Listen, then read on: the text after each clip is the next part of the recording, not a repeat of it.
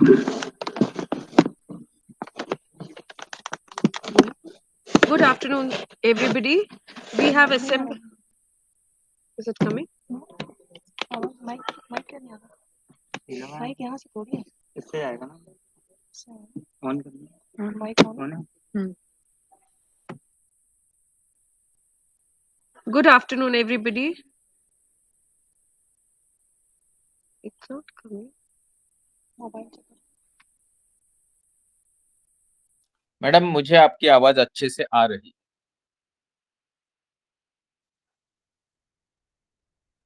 Checking the connections here. So just give us a few minutes. No problem.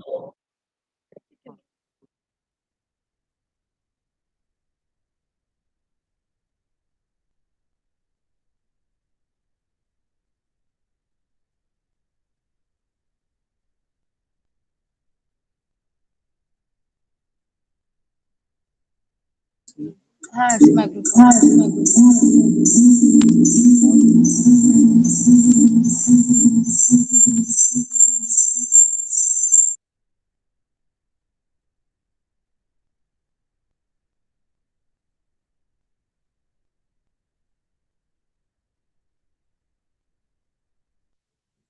Good afternoon, everybody.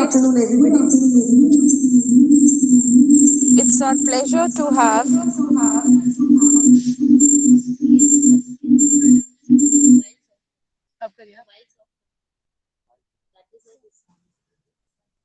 It's our pleasure to have Mr. Santosh Takle, the scientist at BARC, to address our students through a webinar.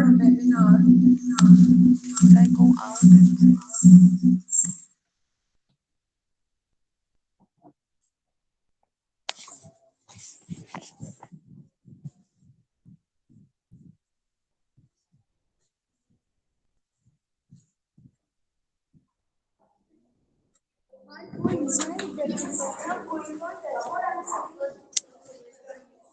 Good afternoon, everybody.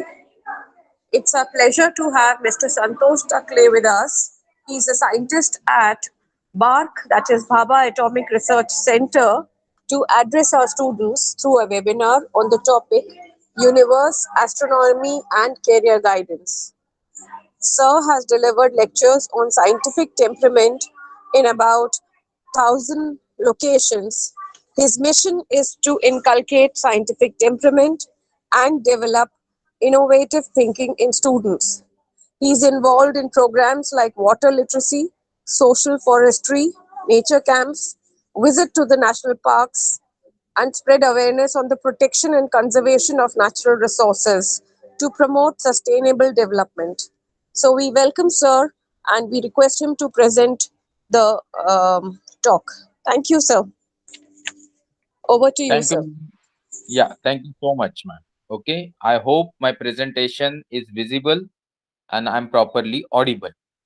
With this consideration, I will move further. In case there is any problem, your IT support team will switch on their mic and they will convey me what is the problem. And in between, I will not stop because first session will be about delivering the part which I want to convey you. And then second part will be obviously, I'll be taking some questions from you with understanding that no question is foolish. So let's go ahead. Don't waste, let's not waste much time into this. I understand that most of the Indians, they understand Hindi well when we go to the North India, as well as they understand English well. There is no problem. But then today's talk is not about understanding the language, but understanding the concept and thinking which I want to inculcate in a younger generation of India and world. So let's go ahead with that thinking. That thinking is about scientific temper, which is written in your first slide that I'll be talking about, or I'll be making you understand astronomy, bit of a universe, and those all thoughts will be inculcated with scientific thinking, that is scientific temper. So let's not beat bush. We'll try to understand what is it. If we are going on a big journey of you, then we need to have some conveyance and hope that conveyance suits this particular picture which I'm showing you on a screen. It is nothing but a space shuttle system. अभी अगर मैं आप सबसे पूछूं जो बच्चे इतने बड़े हैं, अच्छे स्कूल से है, with a very good educational background. If I ask you what is the weight of space shuttle system, then most of you may be knowing, but there will be some people who may not be knowing. So let's why I'm asking this, मैं ये आपको क्यों पूछ रहा हूँ, इसके लिए हम चलते हैं पहले एक छोटे से उदाहरण में। सोचिए आप कोरोना पीरियड थोड़ा ओवर होने जा रहा है, तो हम घूमने मार्केट गए हैं मम्मी डैडी के साथ मोटरसाइकिल पे। सडनली कुछ कारणवश आपकी मोटरसाइकिल रास्ते पे गिर गई। अभी आप एक हाथ से ये मोटरसाइकिल दो हाथ से उठाओगे क्या? क्योंकि 100, 150, 200 किलोग्राम की मोटरसाइकिल एक या दो हाथ से एक 15-16 साल के बच्चे को उठाना थोड़ा मुश्किल। Why I'm comparing this with the space shuttle system? If 150, 200 kg और if the जो हाईएस्ट डेड वेट लिफ्टर है, वर्ल्ड रिकॉर्ड जिन्होंने बनाया, वो भी 400-500 केजी के ऊपर डेड वेट लिफ्ट नहीं कर पाते, तो हम स्पेस शटल सिस्टम की जब बात करते हैं, तो स्पेस शटल का वजन होता है तकरीबन 72 to 75,000 किलोग्राम। एक रॉकेट जो आपके चित्र में दिख रहा है, SRB सॉलिड रॉकेट बूस्टर, इसका वजन होता है 6 से 8 लाख किलो।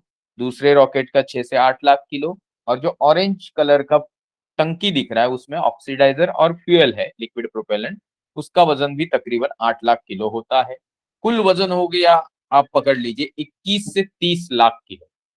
अभी मैं अगर आपको बोलूं कि आर्टिफिशियल या स्पेस शटल सिस्टम से हम जब मैन्ड मिशन या अनमैन्ड मिशन करते हैं, तो उसी की मदद से हम आर्टिफिशियल सैटेलाइट लॉन्च करते हैं, और इस आर्टिफिशियल सैटेलाइट की मदद से ही हमारे मोबाइल फोन चलते हैं, टीवी चलते हैं, इसी की वजह से वेदर फोरकास्टिंग होता है।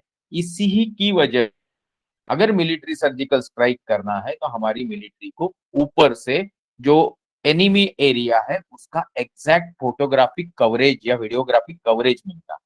तो इतने बड़े कारनामे करने वाला ये जो स्पेस शटल सिस्टम है, ये अगर 21 से 30 लाख किलो सिस्टम की लॉन्चिंग प्रणाली से आसमान में लॉन्च होता है, तो मैं अगर आपको पूछूं एकदम ही सिंपल सवाल कि ये जो स्पेस शटल लॉन्चिंग और उसके बाद जो सैटेलाइट के मिलने वाले फायदे हैं, ये सारा हमारे शारीरिक ताकत से होता है कि बौद्धिक क्षमता से, यानी मेंटल एबिलिटी से होता है? तो सब लोग एक ही जवाब देंगे कि this is miraculous thing which is happening because of the mental ability, intelligence and the persistent effort of the human race. सही बोला मैं? तो ये जो इंसानी सभ्यता ने मेहनत करते करते अपने मस्तिष्क का विकास किया है, और आज हम ऐसी चीजें कर पा रहे कि जिसको हम 21वीं सदी में अजूबा नहीं मानते, पर अगर आप एक 100 साल पीछे जाओ, 200 साल पीछे जाओ, 500 साल पीछे जाओ, तो लोग इसके बारे में सोच भी नहीं सकते। मतलब 21वीं सदी में सचमुच इंसान विज्ञान की दुनिया में जीता है, बट विज्ञान की जो सोच है वो सब लोगों में इक्वली नहीं है। आप बोलोगे कैसे? तो आज भी बहुत सारे लोग ऐसे हैं जिनकी बिल्ली रास्ता काट ले या उनकी जिंदगी में कुछ दुविधा उपलब्ध हो, तो वो डॉक्टर के पास या साइकेट्रिस्ट के पास नहीं जाते, किसी बुआ बाबा, अम्मा टम्मा, मुल्ला मौलवी के पास पहुंच जाते। फिर उनका एपिसोड क्राइम पेट्रोल में आ जाता है, और हम भी चाव से देखते कैसे कैसे गधे लोग भरे पड़े हैं। बट हम कभी ये नहीं सोचते, अपने गिरेबान में झांक के नहीं देखते कि हम भी तो बहुत बार इस तरीके से बिहेव करते हैं। हम भी तो पढ़े लिखे हैं। जिंदगी में 10-12 साल का अच्छा एजुकेशन पाना मतलब एक्चुअली जिंदगी का बेसिक मिल गया एजुकेशन। इसके बाद आपको जो लेना है वो सब अप्लाइड एंड प्रैक्टिकल एजुकेशन, जो करते करते आप सीखते हो। इसलिए देखिए, 10वीं तक जितना प्रैक्टिकल्स एग्जाम पे जोर नहीं होता, उतना 11th-12th में या फिर FY, SY, TY में या इंजीनियरिंग में या फिर मास्टर्स में या PhD में होता है। तो आज का हमारा टॉपिक्स भले ही एस्ट्रोनॉमी हो, बट हम बात करेंगे उस सोशल रिफॉर्मेशन की भी, जिसके कारण विज्ञान को एक मानसिक तौर पे हमेशा सपोर्ट मिलता रहा, और वैज्ञानिक जिन्होंने दुनिया को सही मायने में वैज्ञानिक सोच सिखलाई, उनका नाम आज तो गर्व से लिया जा रहा है। आप बोलोगे मतलब पहले नहीं लिया जा रहा था क्या? तो आप कुछ सोच के हैरानी हो गई थी होगी कि नॉर्मली नहीं लिया जाता। तो बच्चों को आज के क्लास में या जिंदगी भर, माँ बाप हो या पेरेंट्स हो या टीचर्स हो या फैमिली के बुजुर्ग हो, सबको यही सिखाना है, how to think and not what to think. भाई ये व्रत करोगे, ये उपवास रखोगे, ये करोगे तो तुमको ये अच्छा मिलेगा, उससे अच्छा तुम किस तरीके से करोगे। पढ़ाई 2 घंटे की जगह अगर 8 घंटा करोगे, एक सिस्टमेटिक प्लान बना के करोगे, अपना इंटरेस्ट आइडेंटिफाई करके करोगे, तो जिंदगी में आपको सक्सेसफुल होने से या माँ बाप के काम आने से या समाज के काम आने से या देश के काम आने से कौन रोक सकता है? कोई नहीं रोक सकता। बट ये हाउ पीछे रह जाता है और व्हाट सामने आ जाता है, फिर कोचिंग क्लास, माँ बाप के पैसे जाया करो, ये वो च्यवनप्राश खाओ, और इससे फिर लोगों को लगता है कि बुद्धि बढ़ने वाली। बुद्धि का विकास तभी होता है जब उसका इस्तेमाल होता है, और इस्तेमाल करने के लिए जो करना पड़ता है उसको बोलते हैं मेहनत। And there is no substitute to the hard work. तो ये छोटी चीज अगर आपको जिंदगी के पहले हिस्से में समझ में आ जाए तो आपको एक ही चीज फिर समझनी बाकी रहेगी, the direction of thinking should be what. The direction of thinking और the way of thinking should be scientific, और उसी को थोड़ा इवॉल्व लैंग्वेज में साइंटिफिक टेम्परामेंट बोला जाता है। यहाँ बहुत कुछ लिखा है, नहीं पढ़ेंगे हम क्योंकि ये लेक्चर रिकॉर्ड हो रहा है। तो आपके स्क्रीन में ये सब चीज क्योंकि मैं प्रेजेंट कर रहा हूँ तो ये स्क्रीन कंटिन्यूस बेसिस आपको दिखेगा। आप ये मत सोचिए कि मैं आपको नहीं देख पा रहा हूँ, आप मुझे देख नहीं पा रहे हो, बट मैं आपको जरूर देख रहा हूँ। तो जो क्लास में बहुत हलचल है वो मुझे अच्छी नहीं लगी। ओके, तो साइंटिफिक टेम्पर हमको किस तरीके से मदद करता है? साइंटिफिक टेम्पर हमको इस तरीके से मदद करता है, हमारी जिंदगी के जो भी चॉइसेस लेने हैं, हमको डायरेक्शन, एक टारगेट की तरफ जाते वक्त जो डायरेक्शन चूज करना है, उसमें चॉइसेस जितने रैशनल और इन्फॉर्म्ड रहे उतने वो बेहतर होते हैं। हम आगे जाके इसका उदाहरण भी देखेंगे। अभी सिर्फ मैं इतना कहना चाहूंगा कि आज का पूरा मेरा लेक्चर और मैंने जिंदगी में जो भी बात की है साइंटिफिक टेम्पर के सपोर्ट में, वो इंडियन कॉन्स्टिट्यूशन का एक हिस्सा है। इंडियन कॉन्स्टिट्यूशन का क्लॉज नंबर 51 AH ये बताता है कि भाई जो फंडामेंटल ड्यूटी है इंडियन भारतीय नागरिकों का, वो ये है कि every Indian citizen need to inculcate, foster and promote this scientific temperament. तो अगर हम ये बात समझ रहे हैं तो हमको ये जानना जरूरी है तहे दिल से कि साइंटिफिक टेम्पर किस कारणवश समाज में, देश में आ नहीं पाता। आप सोच रहे होंगे कि एजुकेशन ठीक नहीं होगा तो लोगों को वैज्ञानिक सोच नहीं होगी। बात ऐसी नहीं है। लोगों को वैज्ञानिक सोच आने के लिए सिर्फ एजुकेशन नहीं, आजू बाजू का सोशल एनवायरनमेंट और एजुकेशनल एक्सपोजर जो आपको अर्ली लाइफ में मिला। सोचो आज यहाँ मेरे लेक्चर को 5th 6th 7th 8th 9th standard के भी बच्चे सुन रहे हैं, या ये जब वीडियो मैं मेरे चैनल पे अपलोड कर दूंगा तो चलो सब पूरे स्कूल ने इसको सुन लिया, तो उनको कुछ सवाल आएंगे। वो सवाल वो अपने टीचर से, पेरेंट्स से पूछेंगे। उनको अगर लॉजिकल साइंटिफिक जवाब मिले और हर बार मिलता रहे तो आगे जाके इन बच्चों में पूरी तरह से वैज्ञानिक सोच होगी जो कोई भी बिगाड़ नहीं सकता, और वो बच्चे जिस तरीके से देश की धरोहर बनेंगे उतनी धरोहर अच्छी कोई PhD होल्डर भी नहीं बन सकता। एनीवे, आज हमारा टॉपिक ये नहीं है। ये एक बहुत इंपॉर्टेंट सेंटेंस है जो मैं हमेशा मेरे लेक्चर्स में रखता हूँ। It is considered moral crime to question what is being preached और written in a religious book. क्या मतलब है भाई? धार्मिक अंधानुकरण से जो किताबों में आया है उसके खिलाफ अगर आपके ऊपर अन्याय भी हो रहा है तो भी आप बोलेंगे तो लोग पाप किया ऐसा समझते हैं। और ये एक धर्म से नहीं, हर धर्म से जुड़ी कहानी है, क्योंकि धर्म की किताब ही बहुत पुरानी हो चुकी है और आजकल का अपना सिलेबस भी एकेडमिक का हर 2-5 साल में रिवाइज होता रहता है। तो जब सिलेबस जिससे इंसान बनता संवरता है वो रिवाइज होता है तो कोई पुरानी किताब को हम 100% सही माने या उसको न मानना गलत समझे तो ये गलत है। एनीवे, मैं जिसकी बात कर रहा था उस टॉपिक पे मैं आता हूँ। मैं ये बात कर रहा था कि सोचिए, अगर मैं ये बोल रहा था कि पुराने जमाने में जो वैज्ञानिकों ने वैज्ञानिक सोच और वैज्ञानिक एक्सपेरिमेंट्स करके कुछ प्रूव करने की कोशिश की तो उनको तकलीफ हुई, तो आप थोड़े अचंभित हो गए होंगे। बट अभी आपको इनका चित्र देख के समझ में आया होगा कि मैं किसकी बात कर रहा था। हिंदुस्तान में ऐसे वैज्ञानिक थे तो यूरोप में भी थे, बाहर भी थे। उनमें से एक का हम उदाहरण तौर पे नाम ले रहे हैं जिनका नाम है गलीली गैलीलियो। गलीली गैलीलियो एक ऐसे व्यक्ति थे, इस इन इनके कारण हम ये बोल सकते हैं कि आधुनिक विज्ञान का फाउंडेशन रचा गया, specifically talking about observational astronomy. Observational astronomy क्या है? ऐसा खगोलीय विज्ञान जो आसमान के तारों के, ग्रहों के ऑब्जर्वेशन से अपना बुनियादी ढांचा बनाता है। क्या है वो, उसको देखेंगे। पहले कुछ इंटरेस्टिंग, यहाँ जो उनकी फोटो है उसके फोटो के नीचे जो छोटी सी दंडी नुमा दूरबीन है वो है 2 सेंटीमीटर यानी 20 मिलीमीटर डायमीटर की एक कॉन्वेक्स लेंस से बनी दूरबीन। नीचे जो बड़ी सी दूरबीन है वो आपके स्कूल में भी होगी और मेरे पास भी है। इस दूरबीन से मैंने वो सारी चीजें 8-10 लाख बच्चों को दिखाई अपने पैसे से, जो गैलीलियो ने 400 साल पहले खुद देखी थी और कुछ सोचा था। उन्होंने क्या सोचा, उसके पहले उन्होंने क्या देखा। यहाँ चित्र में क्या है बताने की जरूरत नहीं, आप बोलेंगे चंद्रमा है विद इट्स फेज। नीचे मैं पूछूंगा क्या है तो आप बोलेंगे कुछ ट्विंकलिंग स्टार लाइक ऑब्जेक्ट है। मैं आगे बढ़ूंगा और आपको बोलूंगा ये क्या है, तो आप बोलेंगे चंद्रमा की फेजेस है। और फिर मैं आपको बोलूंगा दो पिछले जवाब गलत हो। क्यों बोला, क्योंकि सॉरी, ये जो है, ये जो चंद्रमा की फेज है यहाँ तक ठीक है, चंद्रमा के गड्ढे भी हल्के नुल्के दिख रहे हैं। नीचे जो स्प्रिंकलिंग स्टार लाइक ऑब्जेक्ट है वो स्टार नहीं है, वो है शुक्र नाम का ग्रह, वीनस नाम का प्लैनेट। अभी जब इस वीनस को आप अच्छे, मतलब मेरे पास जो टेलीस्कोप है उससे देखोगे तो आपको वीनस की इस तरीके की फेजेस दिखेंगी। और ये वीनस की फेजेस है, ना कि चंद्रमा की फेजेस। इसलिए मैंने बोला आपसे, मैंने जो ज्यादा इंफॉर्मेशन न देते हुए दो सवाल पूछे थे उसका जवाब हल्का फुल्का गलत हो गया।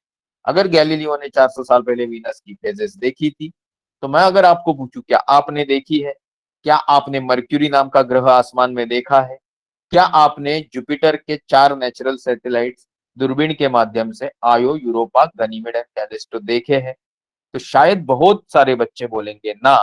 तो ये सही बात नहीं, ये सैटर्न की रिंग्स है। इसी तरीके की कुछ चीज गैलीलियो ने अपने छोटे से टेलीस्कोप से देखी थी। उन्होंने सूरज के ऊपर के सनस्पॉट भी देखे।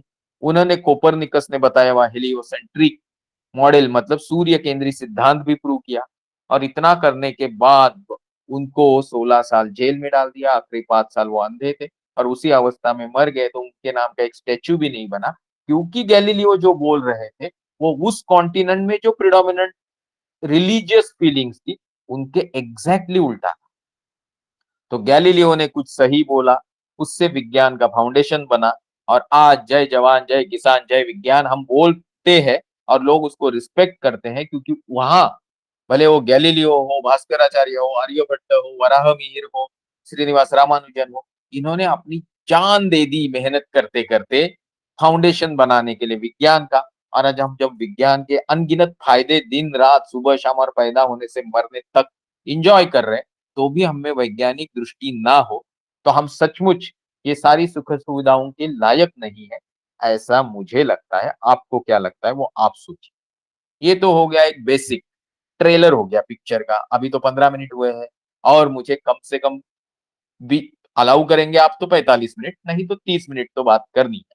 ये 30 मिनट में आपके लिए ये बेसिक चीज, what is the origin of universe, and you all know origin of universe is well explained by the theory of Big Bang. Big bang technically, scientifically, experimentally अच्छे से वैज्ञानिक तरीके से इस ब्रह्मांड के निर्माण के बारे में कुछ अच्छी चीजें बताता है।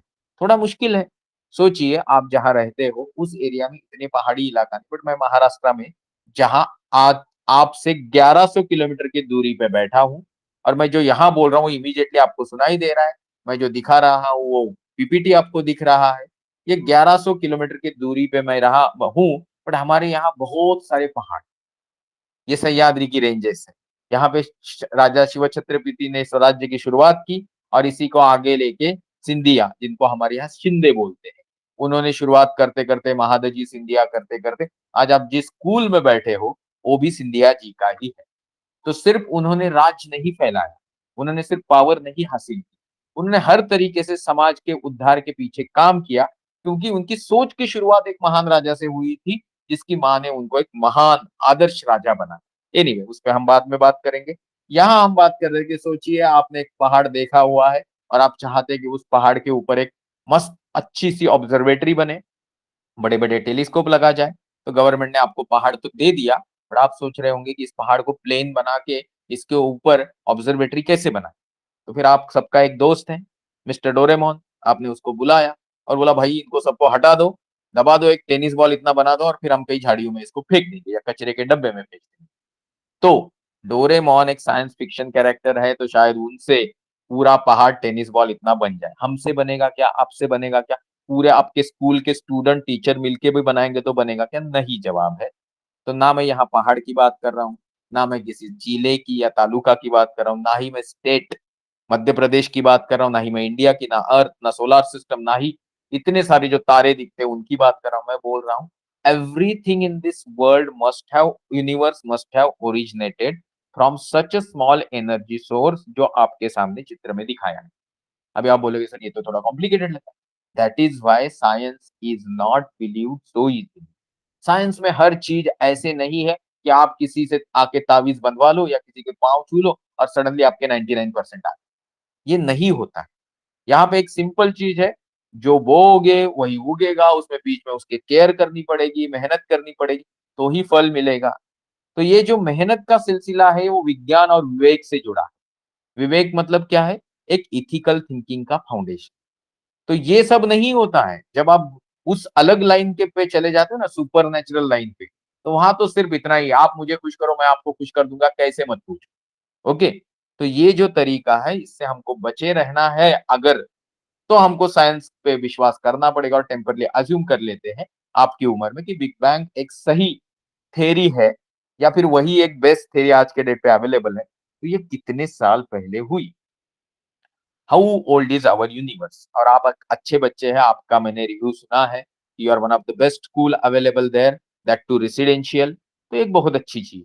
तो चलो, यहाँ पे जवाब लिखा है कि आज से 13.7 से 13.8 बिलियन ईयर्स पहले इस ब्रह्मांड यानी इस कायनात यानी इस यूनिवर्स का जन्म हुआ। अभी मैं आप में से कितने लोगों को पूछूंगा ना कि 13.7 मतलब 13.7 बिलियन मतलब 13.7 के ऊपर कितने जीरो देने हैं, तो सब लोग इधर-उधर देखने लग जाएँगे। तो 13.7 बिलियन मतलब 13.7 के ऊपर 9 ज़ीरो देने हैं। कितना बड़ा आंकड़ा बना ये जानने के लिए प्रैक्टिकली एक टाइम मशीन डोरेमोन से उधार लेते हैं और पीछे चलते हैं। चलो, आज से हम चले गए 75 इयर्स। तो 75 साल पीछे जाएँगे तो देश स्वतंत्र होते हुए दिखेगा दिखेगा कि जो लोग आर्ट्स ग्रेजुएट है, बीए, वो लोग इस देश की नींव रख रहे हैं, संविधान यानी राज्य घटना कॉन्स्टिट्यूशन बना रहे हैं, देश के लिए कुर्बानी दे रहे हैं क्रांतिकारक बन के, और किसी भी हालत में इस देश को परकियों के जुल्म से बचाना चाह रहे हैं। वो सब लोग बहुत पढ़े लिखे नहीं थे, बट सोच जो थी वो काफ़ी सुलझी हुई थी, देश प्रेम से वो भरे हुए थे। तो ये सारी चीज़ें आजकल थोड़ी मिसिंग लगती है क्योंकि पॉलिटिशियन बोला तो चोर उचक्के ऐसे ही हमारे दिमाग में आ जाता है। तो ये नहीं आए इसलिए आप सब बच्चे भी मिलके काम कर सकते हैं। मैं भी उसी उम्मीद से ये लेक्चर लेता हूँ। फ्री ऑफ कॉस्ट लेक्चर का उद्देश्य ये है कि लोग उसको बोले कि भाई प्लीज़ करिए हमारे इधर लेक्चर। करने के बाद मैं अपना भाषण पिला सकूँ कि भाई एथिकल बनो, मेहनती बनो, लायक बनो। आप लायक बनोगे तो आपका स्कूल, कॉलेज, देश सब लायक बनेंगे। तो इसके लिए हमें अगर इस तरीके का लेक्चर 1 बार नहीं, 2 बार नहीं, लाख बार भी लेना पड़े तो जब तक ज़िंदा है तब तक लेंगे। इसी उम्मीद पे जी रहे हैं, ऑफ़िस का काम कर रहे हैं और जो पैसे आ रहे हैं वो इस काम में डाल रहे हैं। तो अभी हम बत बता रहे थे कि 75 इयर्स में टाइम मशीन से पीछे जाऊँ तो देश स्वतंत्र होते हुए दिखेगा। उसी तरीके से मैं तकरीबन आज से, मान लो कि मैं चला गया आज से एक 150 पौने 200 साल, 150 ही पकड़ लो तकरीबन। 1857 में ग्वालियर में खड़ा हूँ। तो मुझे बताने की ज़रूरत नहीं, ग्वालियर जाऊँगा तो तात्या टोपे जी मिलेंगे और झांसी जाऊँगा तो रानी लक्ष्मीबाई मिलेगी, हमको तो यही पढ़ाया गया था। अभी उनका नाम स्पेशली क्या था वो सब उसमें मैं नहीं जाता हूँ। इम्पोर्टेंट कि जो उनके दिमाग में और उनके ज़हन में अच्छे संस्कार थे, उस संस्कार के चलते वो किसी का अन्याय सह नहीं पा रहे और वही हमारे लिए आज प्रेरणा है, बट फिर भी हम अन्याय सहते जा रहे हैं। कोई चोरी करता है, कोई करप्शन करता है, कोई कुछ गलत करता है, हम उसके खिलाफ खड़े नहीं होते। हम सिर्फ ये सोचते हैं कि हमारे घर पे हम खा पी के आराम करेंगे, कोई और लड़े हमारे फ्री ऑफ कॉस्ट। ये थोड़ा मुश्किल है। ऐसे में अगर हम तात्या टोपे जी का नाम लें या झांसी की रानी जी का नाम लें और सिर्फ उनके नाम से झंडे और तस्वीरें लेके घूमें, जुलूस निकालें, तो वो सही नहीं है। हमको विचारों में उनको लाना है। यही बात अगर मैं बात कर रहा हूँ 150 पौने 200 साल पुरानी, तो पौने 200 साल मतलब 1857 में अगर ये रिवोल्ट हुआ था, तो उसके पहले 9 साल भी हिंदुस्तान में कोई इम्पोर्टेंट रिवोल्ट हुआ था जिसकी आपको जानकारी नहीं होती है। बट कन्या विद्यालय है तो आपको पता होना चाहिए कि आज से मैं कुछ पौने 200 साल पीछे जाऊँ और 1848 में चला जाऊँ, तो स्कूल तो होंगे बट स्कूल में लड़कियाँ नहीं होंगी क्योंकि तभी पहला स्कूल लड़कियों का खुला था। वो भी पूना में, महाराष्ट्र में। और मैं किसी को अगर सपोज़ ये live session every individual was sitting on some mobile, मैं पूछता कि भाई माइक ऑन करके प्लीज बताओ लड़कियों का पहला स्कूल हिंदुस्तान में किसने कब कहाँ खोला, तो लोग ऐसे उटपटांग नाम लेते हैं कि फिर मुझे ही बताना पड़ता है कि सावित्रीबाई फुले और ज्योतिराव फुले जी ने हिंदुस्तान के लिए नहीं तो पूरे मानवता के लिए, स्पेशली महिलाओं के लिए कितना बड़ा आदर्श काम करके वो गए हैं कि उस फाउंडेशन पे आज हिंदुस्तान की हर महिला तरक्की कर रही है, तो उनको कहीं ना कहीं थोड़ा तो श्रद्धांजलि अर्पित करना चाहिए। यह बात श्रद्धांजलि की नहीं कि कौन है मेरे तरक्की के पीछे, उसके प्रति ऋणी, इंडेप्टेड रहने की। तो अगर आज से हम पौने 200 साल पीछे जाएंगे तो महिलाएं स्कूल नहीं जा रही थी। बट आपको जान के हैरान होंगे आप, इस हिंदुस्तान में 350 साल पहले तो महिलाएं रास्ते पे चल नहीं पा रही, इतना आतंक था बाहर के लोगों ने आके यहाँ फैलाया था। और उसके खिलाफ पहली बार स्वराज निर्माण के लिए किसी ने तलवार उठाई तो वो थे छत्रपति शिवाजी महाराज। मेरे घर से तकरीबन 100 किलोमीटर पे उनकी कैपिटल है जहां मैं बैठा हूं, वहां से रायगढ़ फोर्ट। और यहाँ पे क्या इनिशिएट हुआ ये हम सब हिस्ट्री में पढ़े हैं।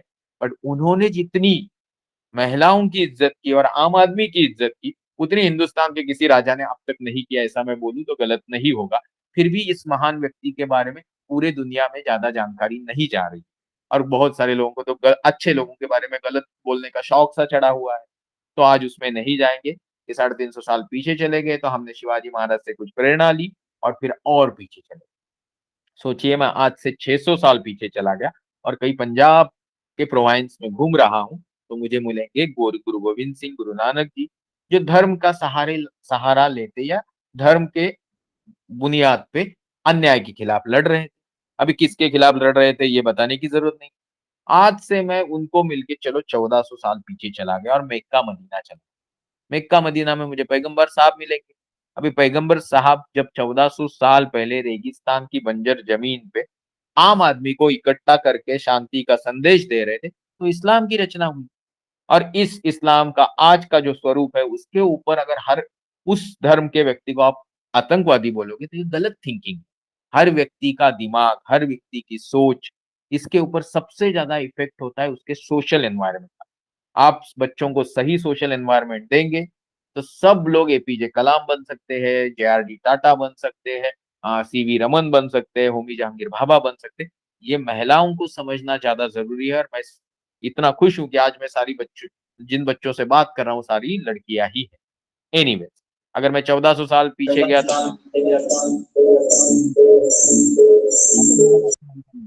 हाँ, ओके। तो आज से अगर मैं 1400 साल पीछे चला गया तो छठी सातवीं सदी में पैगंबर साहब को मिला। आज से मैं 2000 साल पीछे जाऊं तो मैं जीसस क्राइस्ट को मिलूंगा जेरूसलेम में। अभी 2000 के पीछे जाना है तो मुझे जीरो के पीछे जाना है, तो मुझे कैलकुलेशन में बीसीई, बिफोर क्रिश्चियन एरा, जोड़ना पड़ेगा। सोचिए मैं बीसीई 260 साल चला गया, मतलब आज से 2260 साल चला गया। और मैं अभी पंजाब से निकला और मैं ग्वालियर में रुका और फिर मैं गया उड़ीसा। उड़ीसा में आज से 2260 साल पीछे जाऊं तो मुझे कलिंगा वार होते हुए दिखेगा और वहां पे दिखेंगे सम्राट अशोक, जो सोच रहे हैं कि भाई अहिंसा ही परमो धर्म है।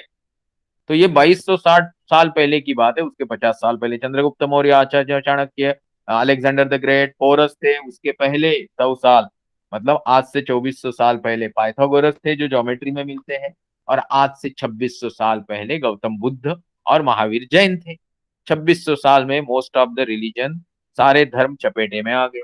इसमें 1000 साल मिला दो तो जिस सभ्यता का हम हिस्सा है, भारतीय सभ्यता, भारतीय संस्कृति, इस संस्कृति के आविष्कार हमको देखने में, वेद नाम के जो 4 ग्रंथ है, उन 4 ग्रंथों की जो कनेक्टिंग एक्टिविटी है, जैसे वेदांग ज्योतिष नाम के कुछ श्लोकों का एक अध्याय है, उसमें हमें खगोल शास्त्र से यानी एस्ट्रोनॉमी से जुड़े कुछ सटीक कैलकुलेशन मिलते हैं। मतलब हमारे पूर्वजों को आज से 3500-4000 साल पहले भी गणित विज्ञान समझ में आता था। इस पे कोई फक्र और गर्व करने की बात नहीं है। हमें उतना लायक बनना है, आज हमारे पास इतने उपकरण हैं, तो हमें मेहनती बनना होगा। उनका आदर्श लेते हुए दिन रात 24 घंटा हमें काम करना होगा, जिससे हमारे मस्तिष्क का विकास हो और ऐसे आविष्कारों का निर्माण हो कि जिससे समाज को, भारतवासियों को कुछ ना कुछ फायदा हो। हर बार हम दूसरे के सामने हाथ फैलाएंगे तो अपने आप को हम संपन्न और आदर्श देश कैसे बोल पाएंगे। तो चलो ये बात हो गई आज से 3600-3500 साल पहले। इसमें 1500 साल मिला दूं, मतलब आज से मैं 5000 साल पीछे भी जाऊं तो ही इस इंडियन सब कॉन्टिनेंट में दो ऐसी सिविलाइजेशन थी या कई सिविलाइजेशन थी जिन्होंने घरों के बगल में टॉयलेट बाथरूम का निर्माण किया था। मैं बात कर रहा हूँ मोहनजोदड़ो एंड हड़प्पा सिविलाइजेशन। तो 5,000 साल पहले भी हिंदुस्तान में लोग सभ्य थे। अभी इसी स्पीड से जाऊंगा तो शायद 1.5-2 घंटे में भी लेक्चर नहीं, 2 साल में भी लेक्चर कंप्लीट नहीं होगा। तो मैं स्पीड बढ़ाता हूँ टाइमलाइन में पीछे जाने का। मैंने 5,000 को 10 से मल्टीप्लाई कर दिया 50,000 हो गया, 50,000 को 10 से मल्टीप्लाई कर दिया 5-5.5 लाख साल हो गए। अगर मैं आपको पूछूं कि 5-5.5 लाख साल पहले याद रखी जाए ऐसी कौन सी खगोलीय घटना हिंदुस्तान में या महाराष्ट्र में हुई थी, the example is Lonar lake. ये मिटियोरेटिक फॉर्मेशन लेक, मिटियोरेटिक इम्पैक्ट से फॉर्म हुआ लेक शायद 5-5.5 लाख साल पुराना है। हर चीज की पुष्टि नहीं है, बट जो भी आज वैज्ञानिक तर्क हमारे पास अवेलेबल है उससे ये कहा जा सकता है। 5-5.5 लाख साल हम पीछे गए। सोचो, मेरे घर से 450 किलोमीटर और आपके घर से तकरीबन आप पकड़िए एक 700 किलोमीटर की दूरी पे लोनार लेक। पूरे दुनिया के साइंटिस्ट यहाँ देखने आते हैं और आप मंदिर, मस्जिद, चर्च, गुरुद्वारा के चक्कर लगा रहे हो। आपको भी तो यहाँ आना है। आपको भी तो विज्ञान में एग्जैक्टली किस तरीके की चीजों का अध्ययन होता है प्रैक्टिकली ये देखना होगा। तभी तो आगे जाके कोई वैज्ञानिक बनेगा, कोई आईएएस आईपीएस ऑफिसर बनेगा जिसके साथ वैज्ञानिक दृष्टिकोण होगा। तो भाई हम अभी चलते हैं 5.5 लाख साल से पीछे। सोचिए 5.5 लाख साल से पीछे जाना है और मैं आपको ही पूछ रहा अभी मुझे रास्ते में कौन मिलेगा। तो आप बहुत कुछ याद करेंगे और बाद में बोलेंगे नहीं सर आप ही भाषण देने का बोल रहे हैं तो आप ही बता दीजिए। तो मैं बताऊंगा कि भाई पृथ्वी पे जिनके पिक्चर मूवीज आप देखते रहते हो टीवी पे वो डायनासोर थे। तो ऑब्वियसली आप बोलेंगे यस सर सारे डायनासोर थे। तो मैं बोलूंगा कब पैदा हुए कब मरे। तो बहुत सारे बच्चे ये भी बोलेंगे कि सर ना ही हम मैयत पे गए थे ना बर्थडे पे गए थे। तो मुझे बताना पड़ेगा कि सब चीजें अटेंड नहीं करनी होती, कुछ चीजें याद रखनी होती। ये डायनासोर भाई साहब जो है वो 65 मिलियन ईयर्स बिफोर, मतलब तकरीबन 6.5 करोड़ साल पहले एक्सटिंक्ट हो गए। वो तकरीबन 20 करोड़ साल पहले आए होंगे इस पृथ्वी तल पे या निर्माण हुए होंगे, इवॉल्व हुए होंगे। तो भाई 6.5 करोड़ गए 20 करोड़ में से सब्ट्रैक्शन कर रहा हूं तो बचे 13.5 करोड़। 13.5 करोड़ का मतलब होता है 1,350 लाख साल। 1,350 लाख साल पृथ्वी के ऊपर डायनासोर्स की जनरेशन थी। और इंसानी सभ्यता आज जिस इवॉल्व कंडीशन में है वो सिर्फ पिछले 40-50 लाख साल से। तो मैं आपको एक एकदम ही स्टूपिड सवाल पूछूंगा। 40-50 लाख बड़ा साल अ, आंकड़ा है कि 1,350 लाख साल बड़ा आंकड़ा। आप बोलोगे सर 1,350 लाख तो बहुत बड़ा आंकड़ा है। तो मेरा नेक्स्ट सवाल ये है कि 40-45 लाख साल के इंसान के अस्तित्व ने इतने सारे भगवान, इतने सारे मंदिर, इतने सारे मस्जिद, इतने चर्च, बुद्ध विहार, गुरुद्वारा, जैन टेम्पल बनाए। डायनासोर्स ने कितने बनाए 1,350 लाख साल अपना अस्तित्व बचाने के लिए? और जो जवाब मिले उसको अपने दिमाग में रखिए। एक बार शांति से गिरेबान में झांक के देखिए कि भाई क्या हो रहा है। क्या हम सत्य से भागे जा रहे हैं कि सत्य को समझ नहीं पा रहे? हम कर क्या रहे हैं? हमारी कोई भी ऐसी एक्टिविटी जो नेचर को हानि पहुंचाती है वो सचमुच माफ करने लायक नहीं। सुधारने लायक है बट माफ करने लायक नहीं। तो चलो भाई डायनासोर 20 करोड़ साल पहले जिस पृथ्वी पे आए उसकी उम्र जानते हैं। पृथ्वी का निर्माण 4.6 बिलियन मतलब 460 करोड़ मतलब 4,60,000 लाख साल पहले। और ये पृथ्वी और सूरज जिस यूनिवर्स से पैदा हुए वो पीरियड यहाँ लिखा गया है 1,370 या 1,380 या तकरीबन 1,400 करोड़ साल। क्या ये चित्र में कहीं भी आपको कोई भूत, पिशाच, डायन दिख रही है? ये तो इनकी फिल्में देखना भी बंद करो और इनसे डरना भी बंद। अभी आते, मैं आई होप कि आप बोर नहीं हो। अभी आते हैं हम हमारे एक इंपॉर्टेंट सेलेस्टियल पिता की जानकारी लेने जिनका नाम है सूरज। और सूरज से ही हमारी सोलर सिस्टम बनी और उसी के कारण हम इस पृथ्वी नाम के ब्लू डॉट पे निर्माण हुए हैं और इतना कुछ एंजॉय कर रहे हैं कि जो पुराने जमाने में राजा महाराजाओं ने भी नहीं किया। क्या जीसस क्राइस्ट के घर पे टीवी था? क्या शिवाजी महाराज के पास मोटरसाइकिल था? क्या पैगंबर जी के घर पे इंटरनेट कनेक्शन था? नहीं। आज हमारे घर पे ये सब है। इसका कारण कोई ऊपर नीचे देखने की जरूरत नहीं। इसका कारण है इंसानी सभ्यता ने जो प्लान तरीके से मेहनत की वो है। तो आपको भी प्लान तरीके से मेहनत करनी है। तो ऑब्वियसली आप पूछेंगे बट सर 99% का अगर 99.5% करना है तो क्या कुछ अंगूठी या ताबीज पहनना चाहिए? तो ऐसे तो कितने नमूने मिलेंगे जो ये सब अंधविश्वासों पे विश्वास रखते हैं। तो चलो एक उदाहरण लेते हैं ऐसे महान व्यक्ति का जो हमको बताएंगे कि ये जो पत्थर मिट्टी हवा नाम के गोले जिनको हम प्लैनेट बोलते हैं, क्या वो हमको इफेक्ट अफेक्ट करते हैं? सही जवाब है नहीं। पर उदाहरण लेने के लिए थोड़ा लंबा बोलना पड़ेगा, तो बोलता हूं। एक व्यक्ति थे जिनको बोला जाता है हिंदुस्तान के नहीं पूरे दुनिया के युद्ध का आइकन, स्वामी विवेकानंद जी। स्वामी विवेकानंद जी ने 40 साल की आयु में जो ग्रंथ संप्रदाय या जितनी भी जानकारी इंसानी सभ्यता को सही मायने में सुखी होने के लिए, संपन्न होने के लिए और आदर्श जीवन जीने के लिए लिखी है, वो बहुत ज्यादा है। इससे पता चलता है कि वो कितने होशियार व्यक्ति थे। वो एक बहुत इंपॉर्टेंट सेंटेंस बोल के गए, human beings are the architect of their own destiny. इंसान उनके भाग्य का खुद विधाता है। अभी आप बोलोगे मतलब समझा? समझा, आप होशियार बच्चे हैं। अभी बोलेंगे पर मतलब तो समझा, पर प्रैक्टिकली नहीं समझे, क्योंकि आसपास तो लोग सब ताबीज, रस्सी बांधने में, टीका लगाने में, टोपी पहनने में, दाढ़ी बनाने में लगे हुए। तो भाई ये क्या है? तो भाई ये है कि लोग अपने आसपास जिन महान लोगों की वाहवाह करते घूमते हैं, उनसे कुछ सीखते नहीं। स्वामी विवेकानंद जी ने कुछ अच्छा सेंटेंस बताया, उसका प्रैक्टिकल उदाहरण मैं आपको देता हूँ। सोचिए, आज से 80-90 साल पहले कहीं रामेश्वरम के आसपास एक लड़का जब बड़ा हो रहा था, तो उसको समझ में आ रहा था कि अपनी फाइनेंशियल कंडीशन घर की इतनी अच्छी नहीं है, तो भाई पढ़ते पढ़ते काम करना पड़ेगा। तो न्यूज़पेपर बेच रहे थे, पढ़ते पढ़ते बीएससी किया, इंजीनियरिंग किया, फिर भाई फाइटर प्लेन का पायलट बनने गए। 8 वैकेंसी थी, भाई साहब का नंबर था, वो आया। तो धर्म का सहारा लेके आतंकवादी नहीं बने, ना ही उन्होंने सुसाइड किया और माँ बाप को गाली दी। उन्होंने फिर से मेहनत की और डीआरडीओ नाम की एक अच्छी government organisation join. But government organisation में आपको मालूम है लोग क्या करते हैं। तो वैसे उन्होंने टांगे फैला के आराम नहीं किया। उन्होंने इतनी मेहनत की कि हम उनको मिसाइल मैन ऑफ इंडिया जानते हैं, chief scientific adviser of India बने, फिर आगे जाके प्रेसिडेंट ऑफ इंडिया बने। फिर भी सादगी वही है जो माँ बाप ने संस्कार क्या किए थे, माँ बाप ने या उनके जो भी धार्मिक गुरु होंगे उनके संस्कार क्या थे? कुछ लेकर नहीं आए होंगे ना कुछ लेकर जाओगे, तो भाई 2 बैग में सारा कपड़ा आ जाता है, सारा सामान आ जाता है।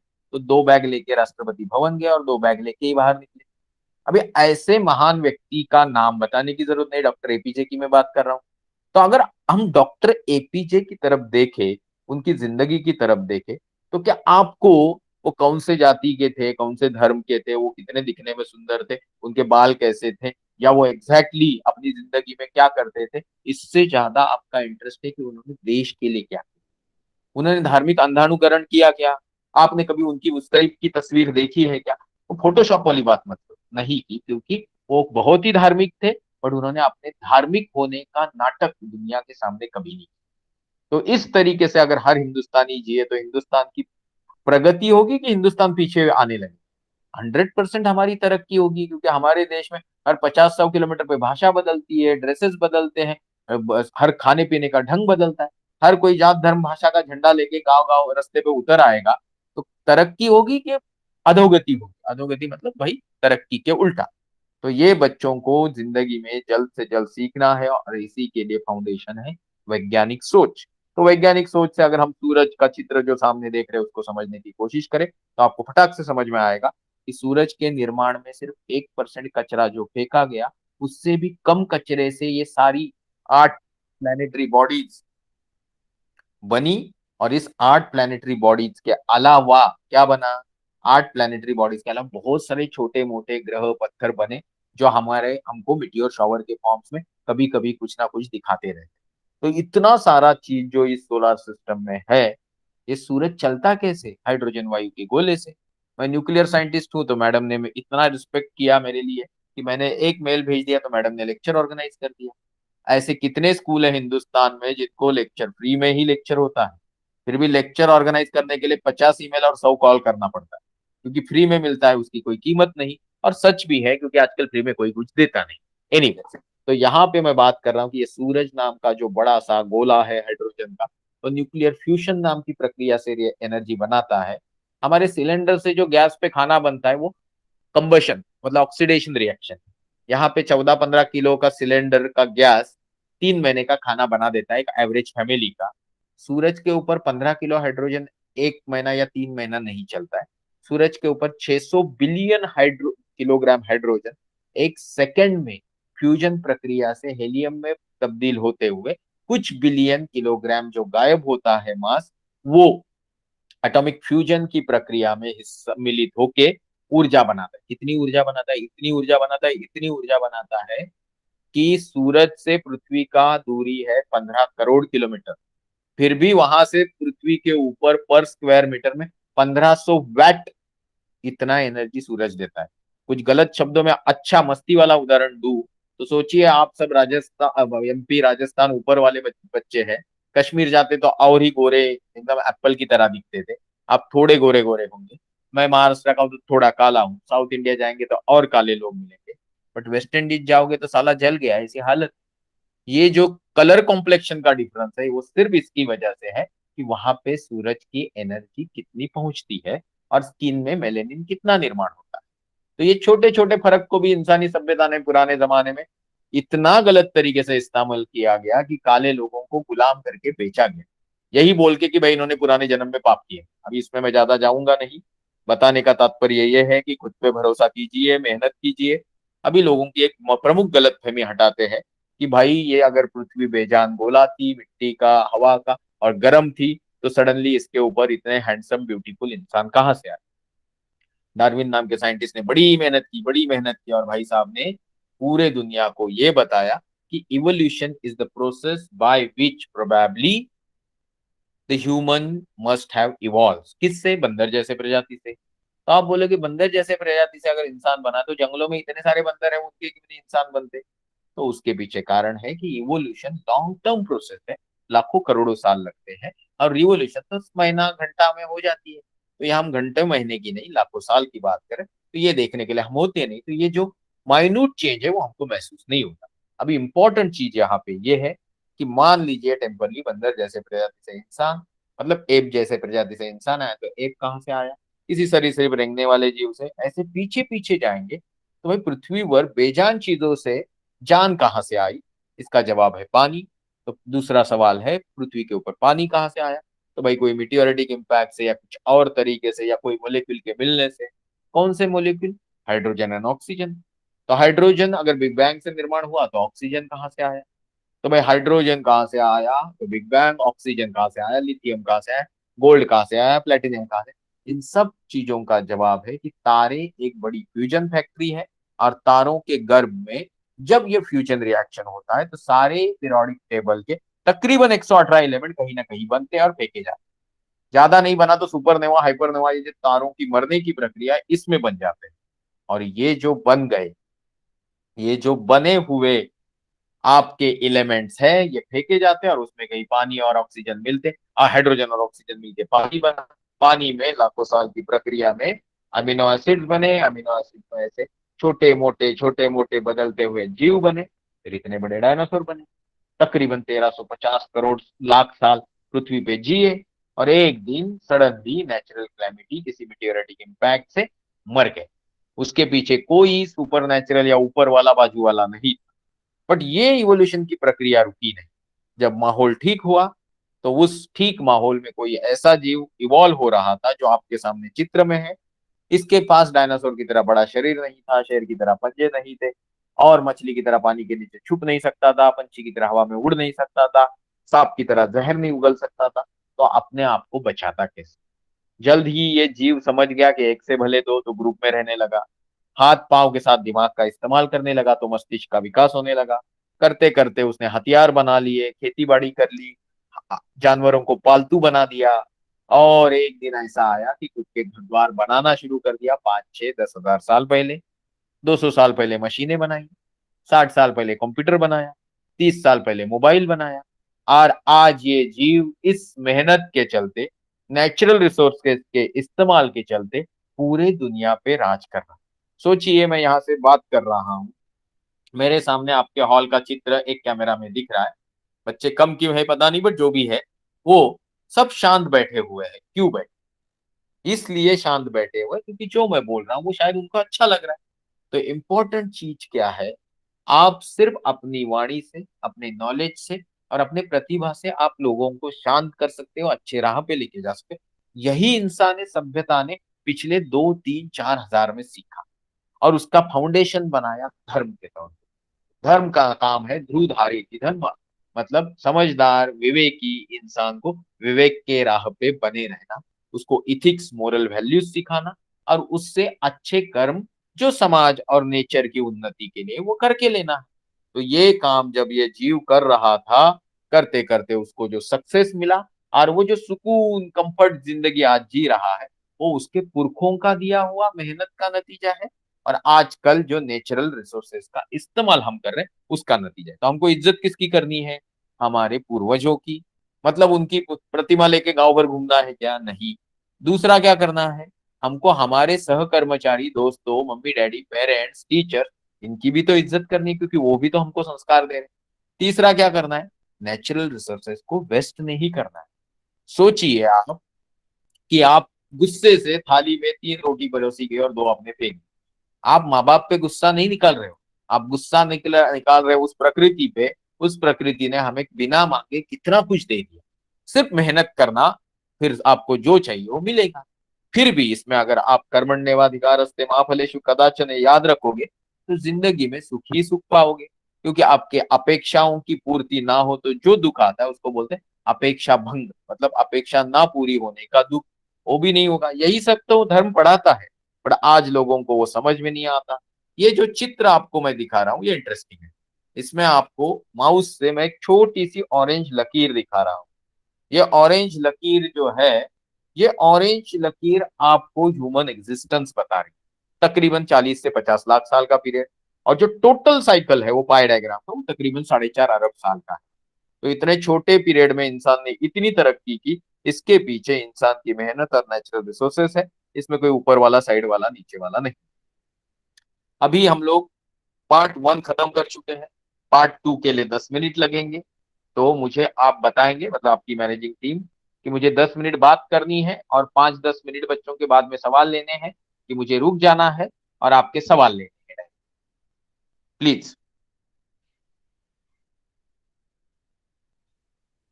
किसी को तो मुझे बताना होगा। Sir, we can have the question session now. Okay, just wait. तो बिफोर क्लोजिंग Yes. मैं जस्ट Okay.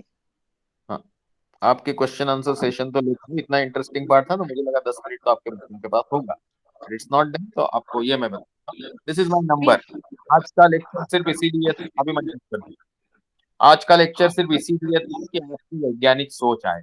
बट ब्रह्मांड इतना बड़ा है कि मैं इसके ऊपर 1000 लेक्चर या लाख लेक्चर भी लूं तो भी आप बिल्कुल बोर नहीं होंगे। बट नॉर्मली ये अपना अपना सिस्टम का अपना अपना हिसाब है कि किस तरीके से हर चीज मैनेज होती है। ऊपर लिखा हुआ 9967584554 मेरा नंबर है। इस नंबर पे आप जिंदगी में कभी भी कोई भी टेक्निकल नॉन टेक्निकल सवाल भेज सकते हो, और मैं आपको व्हाट्सएप से जवाब दे दूंगा, क्योंकि मुझे ये चीजें पसंद है। दूसरा इंपॉर्टेंट चीज, आज का लेक्चर जो हुआ उस लेक्चर में जो मैंने बताया वो मुझे जो इतना ब्रह्मांड के माले में मालूम है उसका point not not not not 1% हिस्सा है। तो बहुत सारी चीजें आप जान सकते हो, बट 10 बच्चे 15 बच्चे बैठे हैं, ये तो मेरे लिए बहुत ही, मतलब शब्द नहीं है मेरे पास। क्योंकि 500 बच्चे नहीं होते तब तक मैं कुछ नहीं बोलता।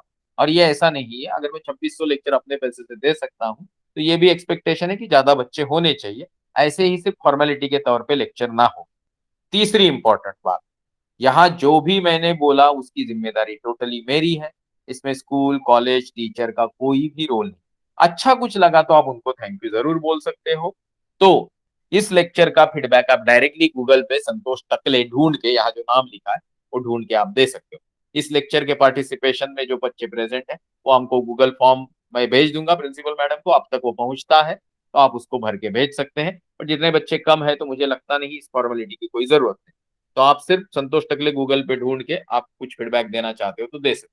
Now we can take the questions, please continue. Just a minute. Questions? Anybody has questions?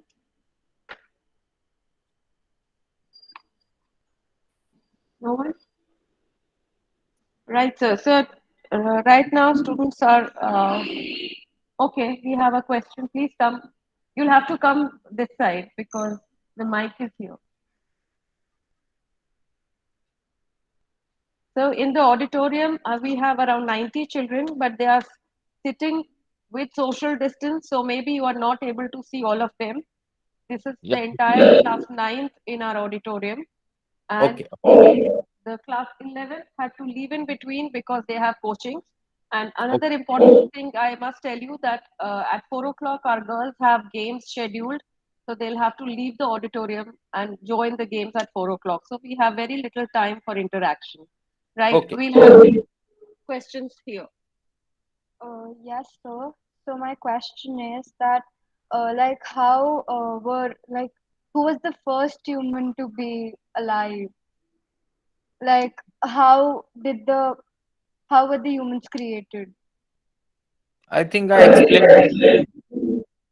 Mic बंद कर दीजिए। हाँ, मैंने ये अच्छे से बताया डिटेल में कि human existence is a process of evolution. Evolution की एक थियरी है जो चार्ल्स डार्विन ने दी।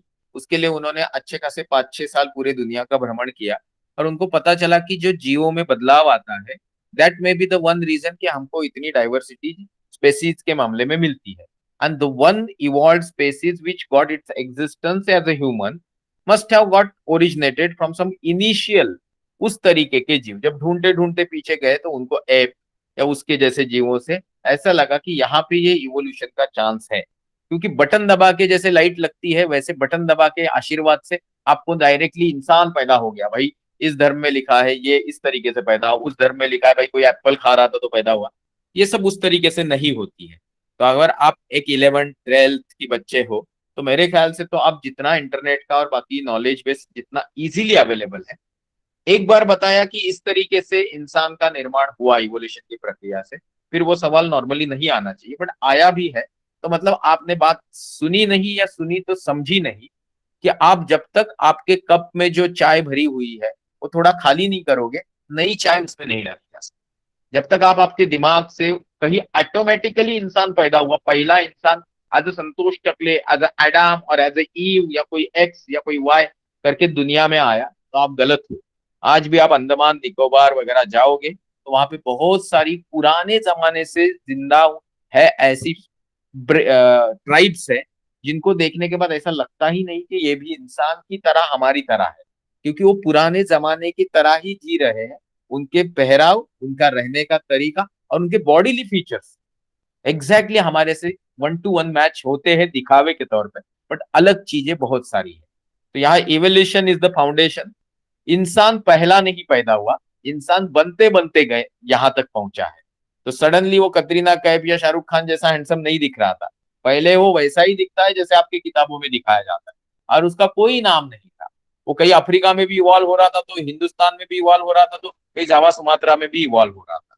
तो ये इवोल्यूशन की प्रक्रिया से इंसान या इंसानी सभ्यता के शुरुआती प्री पीरियड के इंसान बन, प्री ह्यूमंस ऐसा बोल सकते हैं। Okay, next.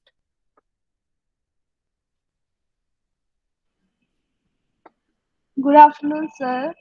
Sir, I've yes. heard that the cell was discovered in the water. So is it true? First cell पहले was discovered. या First cell was discovered in water. समझा समझा आपने समझा समझा। See see these are all theoretical assumption जो आज की डेट पे लोग ट्राई कर रहे हैं कि एक्सपेरिमेंटली इस चीज को प्रूव कर सके। तो इसलिए मैंने बोला कि जब हम इस सोच में टाइमलाइन में पीछे जाने की कोशिश करते हैं, तो जब हम बोलते हैं कि बेजान चीजों से जान, तो वहां पे मैं इंसान नहीं पकड़ रहा हूं, मैं पकड़ रहा हूँ कि कोई भी जीव, सेल, लिविंग सेल कहाँ से आया। तो आंसर कम्स फ्रॉम वाटर। तो वाटर में कहां से आया, तो वाटर में have the chances of forming amino acids in a long duration when the chemical, geological, physical factor get induced to make that particular form of amino acid. तो amino acid अगर हमारा basic building block है तो उसका निर्माण पानी में हुआ होगा, तो शायद सेल का निर्माण भी पानी में हुआ होगा। तो ये जो आप बोल रही हो वो शायद सही है।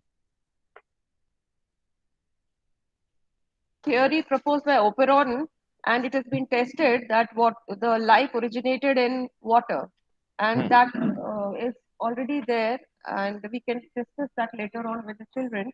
Now we have the next question. Yes. Good evening, sir. I wanted yes. to ask that what kind of explanation did Stephen Hawking give in his Big Bang theory? Because according to science, this theory is just a predict, right? समझा नहीं, sorry sorry.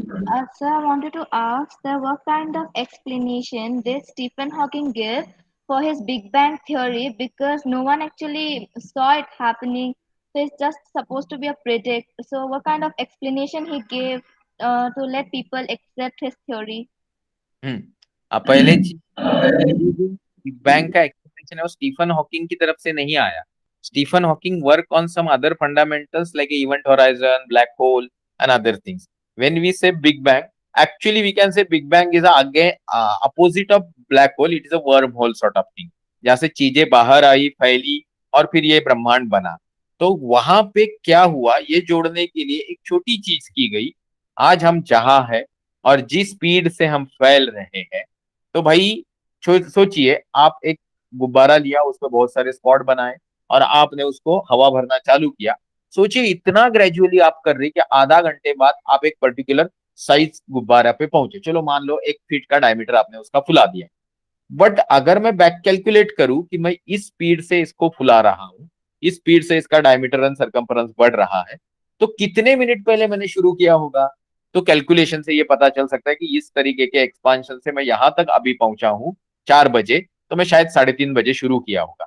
इस तरीके का ही जो highly complex mathematical model computer system ने अपने पास आज जो जानकारी है उससे बनाया, उससे हम ये अजम्पशन पे पहुंचे हैं कि शायद 13.8 billion years before Big Bang must have happened, and with a tolerance of 0.8 billion years, मतलब तकरीबन आप ऐसा बोल सकते हैं कि 14.6 बिलियन या 13.8 बिलियन के रेंज में हमारे ब्रह्मांड का ये एज है। बट ये एक्सपांशन पे आया, एक्सपांशन का लॉ दिया हबल, हबल नाम के, एडविन हबल नाम के साइंटिस्ट थे। उन्होंने 1929 या 30 में इस तरीके के लॉ का फॉर्मुलेशन किया, मैथमेटिकल फॉर्म दिया। Okay, Thank you, sir. Okay Thank you, ma'am, sir, या for thank you. giving us such a informative talk. You could connect history with science. That's another aspect we saw. Thank you so much for enriching our students, and we will see if we can get in touch with you later on. Thank you. Yes, thank you, thank you.